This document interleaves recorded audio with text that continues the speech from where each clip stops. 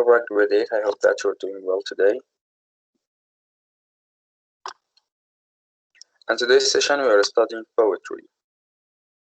First, we will have a small poem just concerning or connected of two stanzas called A Retort, and after that, we will have another poem called From the People.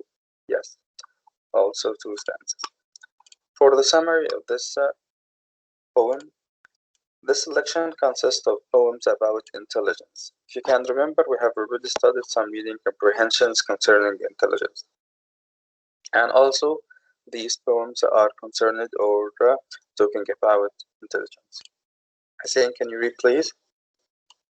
Yes, this selection consists of poems about intelligence. Retort is a poem by Paul Laurence Dunbar, written from the perspective of a man in love. It concerns the conflict between coldly rational thought and what we desire.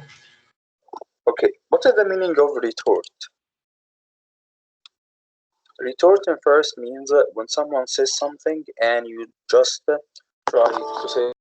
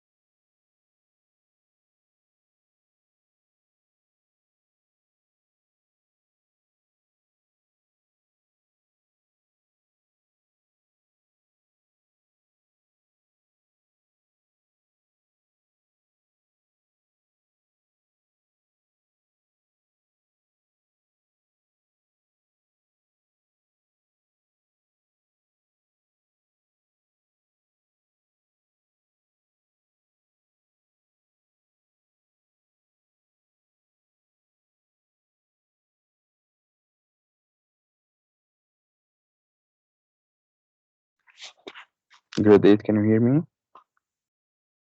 Yes, I'm sorry, just my laptop just died. Just a second, please. Teacher, can I present my presentation? Yes, Muhammad? Yes, can I present it?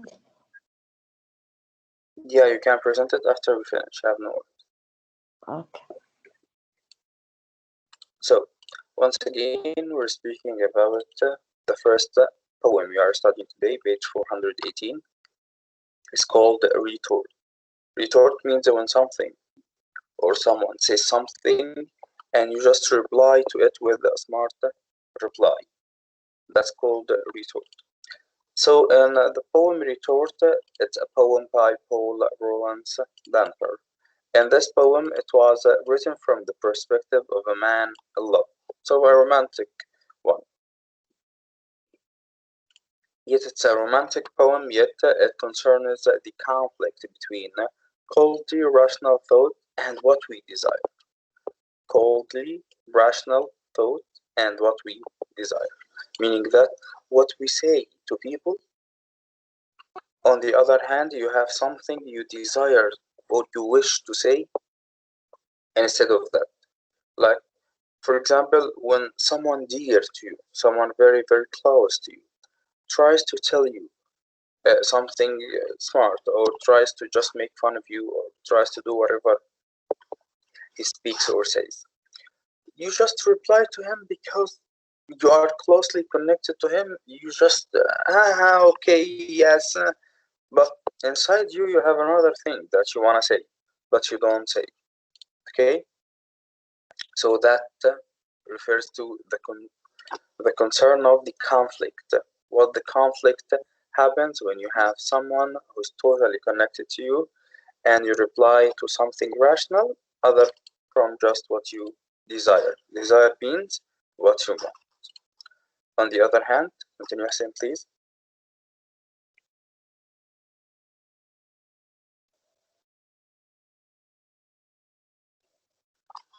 Same. Yes, teacher. Yeah. Carl Carl, Sandburg. Carl Sandburg's The People. Yes, is a book-length poem about knowledge. In this excerpt, a man claims he knows more than another, before being reminded that the amount that either of them knows is vast. All right. So, and the other poem that we are studying also today, it's called The People. Yes, it's a book-length poem about knowledge, also concerning intelligence and concerning knowledge. And this excerpt here, someone claims or says that he knows more. He has more intelligence or more knowledge apart from another person. Yet he just not knowing that, or he forgot that the amount that either of them know is very, very vast. Vast means a lot or many, many. In retort, it argues that to ignore what you feel and refuse to be taken in by pity is worse than foolish. To act as if emotional attachment is a trick to avoid is ridiculous. It's a very, very beautiful line, meaning that once again, when you are totally connected to someone, when you have the ability to do something, but unfortunately you are having some emotion to someone, sometimes you just step back and you do not just push it forward so that you will not hurt the other person. And the other excerpt from the people Yassa showed that differences in people pale in comparison to what we all have yet to learn. What we all have yet to learn. Because after all, guys, we all are still learning. We all will have a lot to do, and also all of us will stay so much until we learn a lot. Our Prophet, peace be upon him, he says, learn from cradle to grave. So once you are born until the day you die. So the excerpt from the people, yes, shows the difference in people pale in comparison to what we all have yet to learn.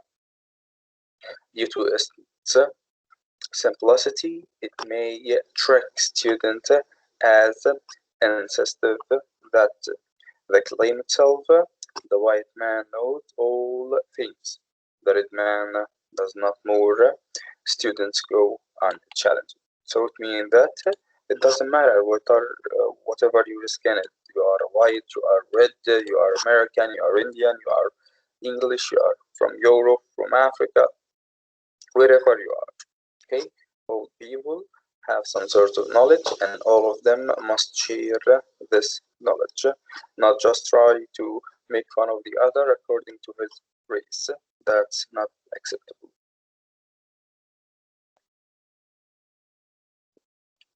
Some connection to the essential question. Of course, this poem, the one we are studying today, page 418. Those who came late, page 418. These poems relate to the essential question because they show different kinds of thinking, how people are different in thinking, useful, desirable, or argumentative. They promote readers to use introspection to better know themselves, how they think, and also where blind spots are. So, of course, the essential question is what sort of intelligence do people have? Here, those two poems shows us what is the perspective of intelligent via different perspectives, like from two people who are in love and also two people who are very, very different.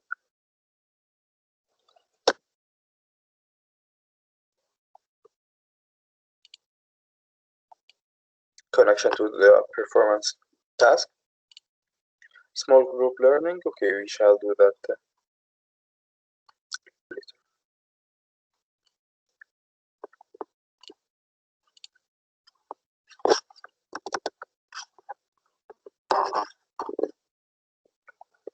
For the first part, here we have about poets Paul Lawrence Dunbar.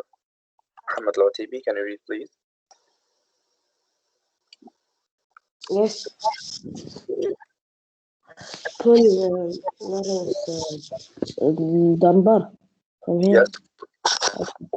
Uh, 1872 till 1906 was one of the first African American poets to achieve national prominence, the child of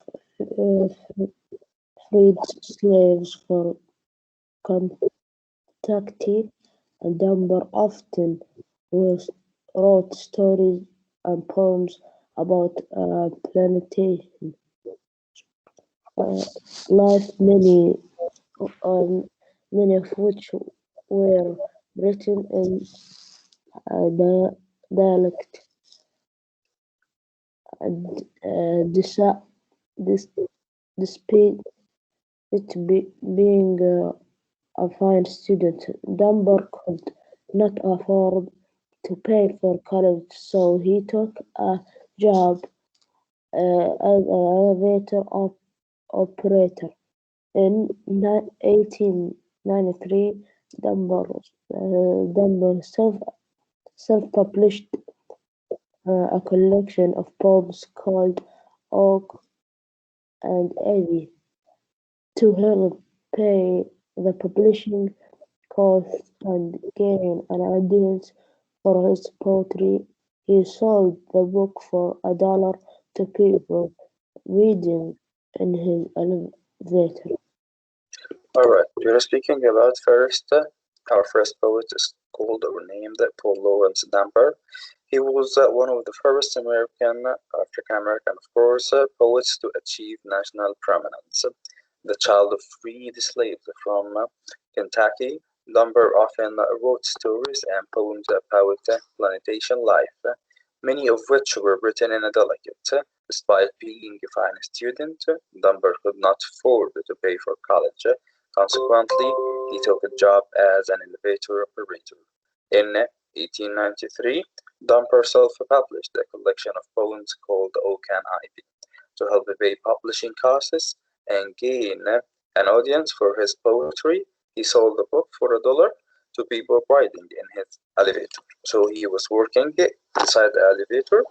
You can enter the elevator and he will just press the buttons for you if you are going up or going down. And he sold his books to the people riding in this elevator or this lift for just $1. And of course, this helped the people to know about his own books. For the background of his poem, in German mythology, the Muses were a group of goddesses who represented the art and science. Currently, a muse can refer to any person who inspires an artist, writer, or even a musician, and who may be reoccurring focus of or subject in their work. Paul Lawrence Dunbar addresses a woman named Phyllis, a possible muse, in his poem, as well as in several other poems, including Phyllis and also Response. So let's read the poem first and then go back to Carl Sandburg. And the poem Retort, page 419, Muhammad al-Khayyam. Yeah. Yeah, can you read please? Thou art a Slowly fool, as my head to heart. Huh? slowly as possible. Thou art a fool, said my head to my heart. Indeed, the greatest fools thou art, to be led astray by the thickness of a tree, by a smiling face or a ribbon smart. and my heart was in sore distress. Then Phyllis came by, and her hair was fair. The light gleamed soft on her raven hair, and her lips were blooming on a rosy red. Then my heart spoke out with a right bold air, "Thou art worse than a fool, O head." Alright, so خالد البندر الملكي.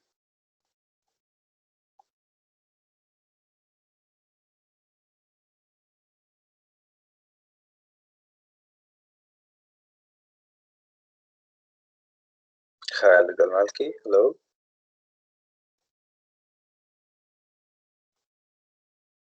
علي.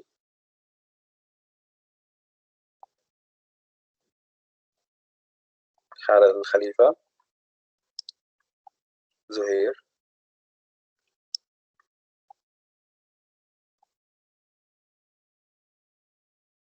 Did people join us?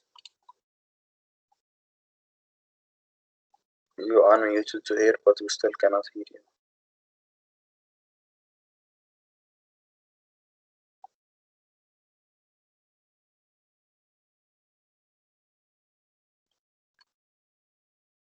Yes, Hussein. Read. Okay, teacher. Yes, Can you Zuhair, hear me? we can Okay, yeah, hear I you. had to unplug and plug in my mic. No problem.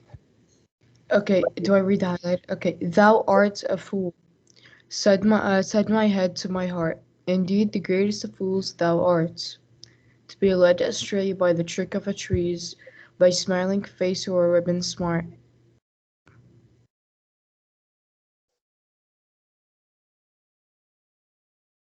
Hello? Just continue. Oh, and my heart was in sore distress. And then Phyllis came by, and her face was fair. The light gleamed soft on her raven hair, and her lips were blooming rosy red, and my heart spoke out with a right bold air, "Thou art worse than a fool, O head." Okay, great. Hussein, can you read? From the start, right? Yes. Thou art a fool, said my head to my heart. Indeed, the greatest of fools thou art, to be led astray by the trick of a dress, by a smiling face or a little smart. And my heart was in a sore distress.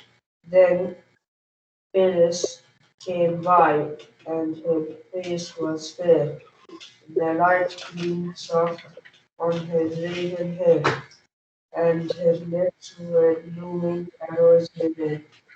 Then my heart spoke out with a right bold air. "Thou art worse than a fool or man."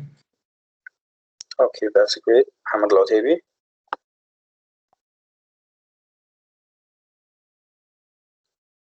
Yes, sister. Yeah, can you read, please? From where? Then, That's from the start, yes. then Thou. thou art a fool, said my head to my heart.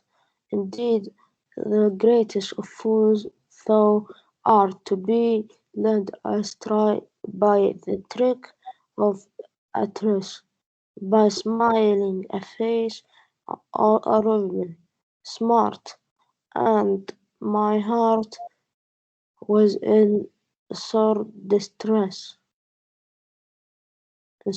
Sore distress. Continue, teacher. Yeah, please. Then, uh, then Phyllis came by, and her face was fair.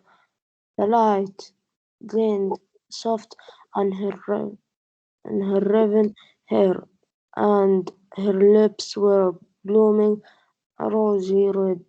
Then my heart spoke out with a bold, right bold air. Thou art worse than a fool, O head. That's great. Thank you very much. Anyone else has a mic?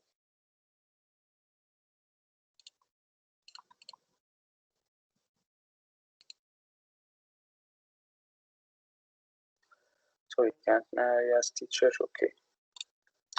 So first of all, we have already studied the rhyming scheme.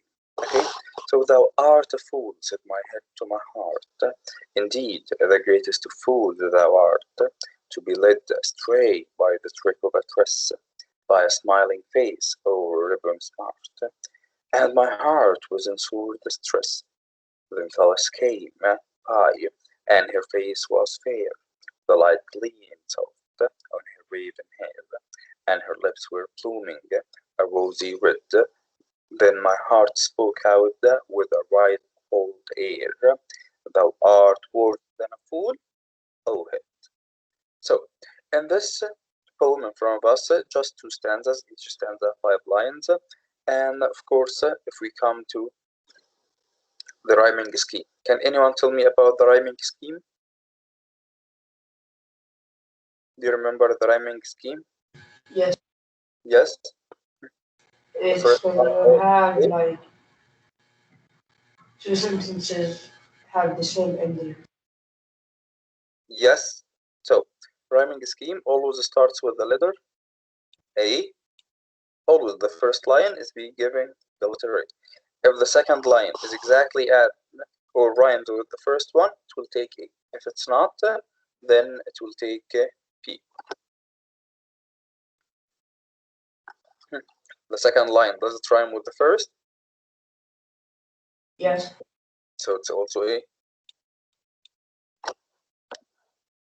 Third line, heart, art, rest.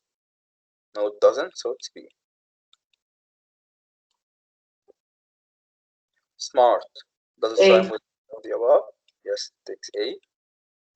And the other one, stress, stress. So the rhyming scheme for the first stanza is A A P A P.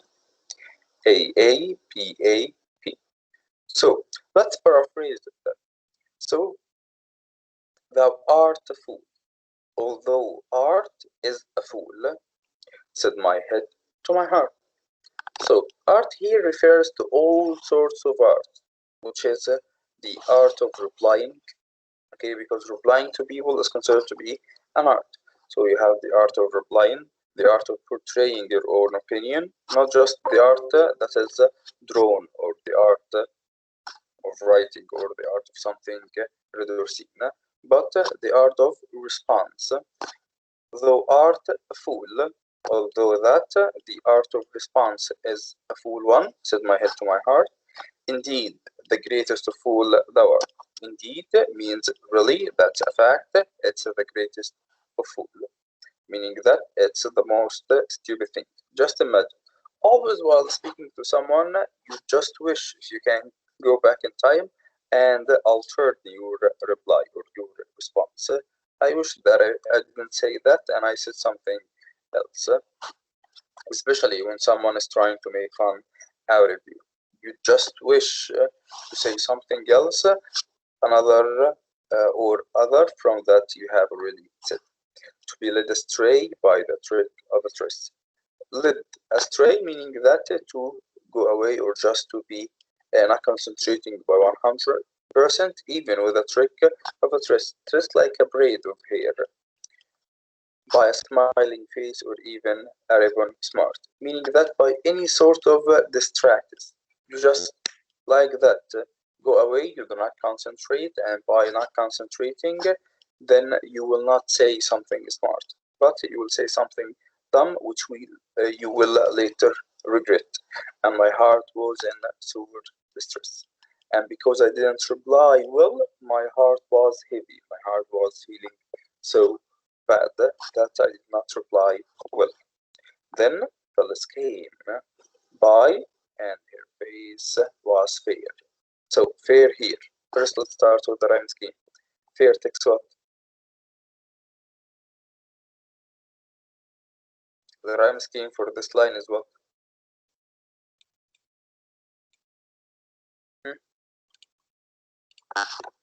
Muhammad, Zuhair, Hussein. So the rhyme scheme here. Yes. No, it's not A. We have already finished A. And so Let's see. So you have the first stanza, A A P A P. Second stanza, C C D D, C C, D. D. Okay, because here it is totally different from the first stanza. So the rhyme scheme for the whole poem is A A P A P C C D C D. Then Phyllis came by and her face was fair. So his girlfriend or his fiancée or his lover came by. She came to him while thinking about this issue or this problem, and her fair was fair. Fair means beautiful. The light gleamed soft on her raven hair. The light started to gleam, to shine, to appear softly upon her raven hair. Raven means red or reddish. Her reddish hair, sort of red. So light started to shine from her hair, and her lips were blooming a rosy red. Her lips were very, very beautiful also. Then my heart spoke out right all there. Then I was just thinking about this problem, and after I saw my fiancée, I just spoke of her, just like this. Thou art worse than a fool. Oh, no, it's not just fool. The art of or response or replying to people is not just a fool, it's stupid. But it's very, very, very stupid, and even more than stupid because simply you can be distracted by something very, very beautiful, and you will not always say what you have. And the second poem from the people, yes, by Carl Sandburg. Let's first read about the poet. Carl Sandburg, from 1979 until 1879 until 1967. He was a Pulitzer Prize winning, and the Pulitzer Prize, guys, is one of the most important prizes that any poet or novelist or even writer can have. It's like Nobel Prize for them. So he was a Pulitzer Prize winning American poet, historian, and also novelist, born in Galsberg, Illinois, to Swedish immigrant parents. Sandberg decided at the age of 6 that he would be a writer, although he had to quit school after 8th grade to go to work so could help in supporting his own family. Sandberg continued to write as he pursued writing. Sandberg worked in a variety of positions, from a factory worker to a newspaper man. He also became a well-known musician and political activist. The variety of Sandberg's experience informed his writing, and Sandberg himself eventually gained recognition as an icon of the American writer. For his poem From People, yes, the excerpt in this selection is a part of a longer epic poem entitled The People, Yes.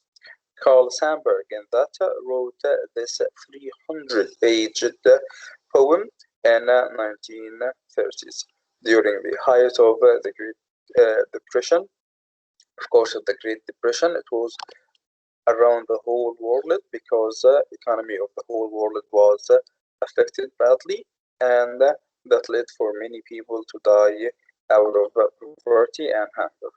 A period when many people could not find work and lived in poverty.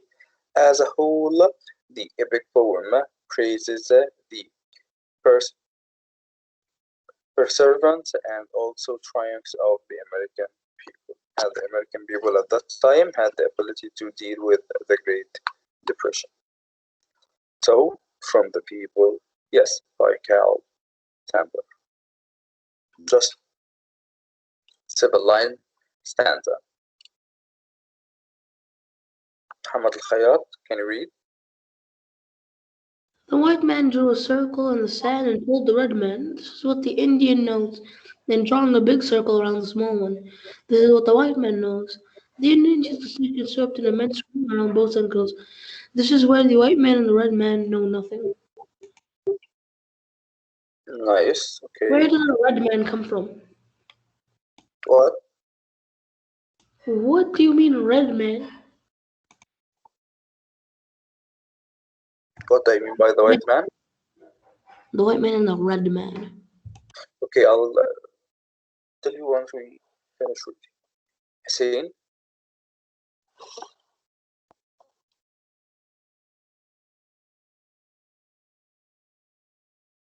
Zuhair. Yeah. Yeah, can you read? Okay. The white man drew a small circle in the sand and told the red man, this is what the Indian knows." And drawing a big circle around the small one, and this is what the white man knows. The Indian took a stick and swept an immense ring around both circles. This is where the white this is where the white man and the red man know nothing. Okay, great. Muhammad Latevi. Teacher, Yes, can you read, please? the woman drew a small circle in the sand and told the red man, "This is what the Indian knows." And drawing a big circle around the small one, "This is what the white man knows." The Indian took the stick and swept an immense ring around both circles. This is where the white man and the red man know nothing. That's great. Hussein. Teacher. Yeah, can you read?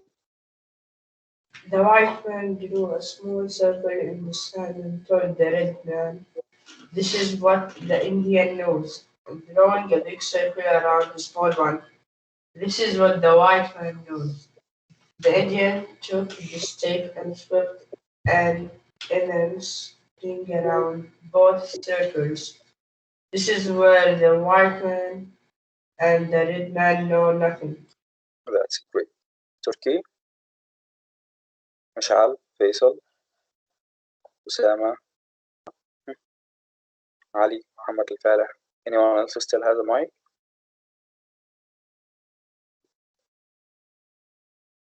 I guess not.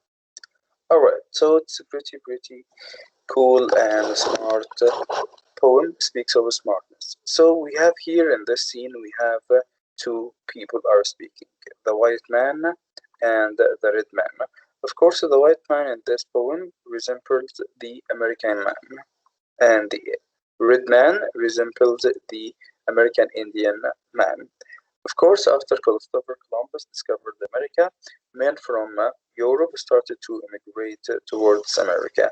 And they found the native people, which are the Indian American people, and they called them the red men. They called them the red men. So, of course, the white man of Europe who came to America, he thought of himself as very small.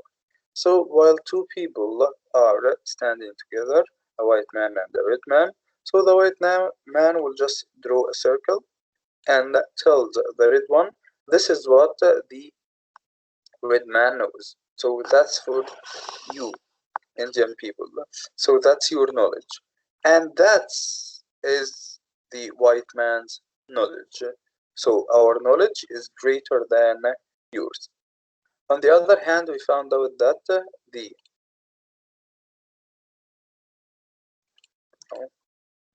on the other hand, we will find out that the Indian man he was actually smarter. His response was smarter because he simply did what?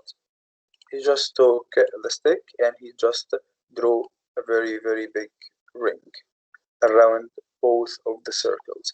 And he would tell the white man that this is the area where both the Indian man and the white man knows nothing.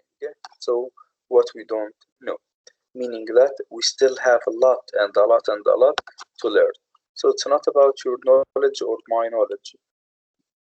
It's what about what we still have to learn. So when he speaks of The white man drew a small circle in the sand and told the red man, "This is what the Indian knows." So he draws this circle and tells the American Indian that that's your knowledge, that's your ability or your capability of thinking. On the other hand, and draw a big circle around the small one, and that's what the white man knows. And that's our area of thinking and our intelligence. The Indian man, he took the stick and swept an immense ring out around both circles. So that a very, very big one around both. This is where the white man and the red man know nothing, meaning that we still do not learn or do not know everything around the world, and we still have plenty of things to do. Teacher, Yes, Altabi? can I present my presentation? The next session, we'll just solve these three questions and then we can finish it. In the retort, the first poem, and the first stanza of the poem, how does the speaker's heart feel? In which poem, the red man and the white man, or the other one? The retort, the first one. Okay. His heart feels.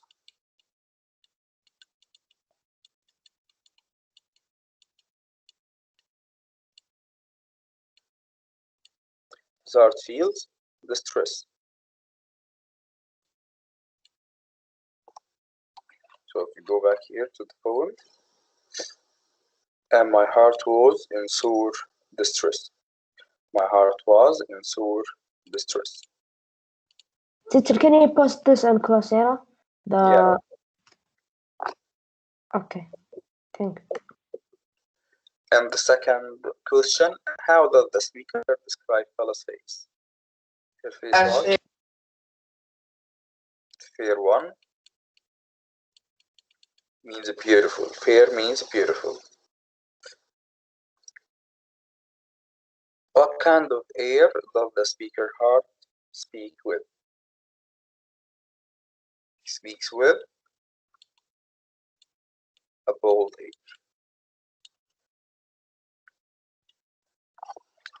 Okay, and I'll post that to Claire.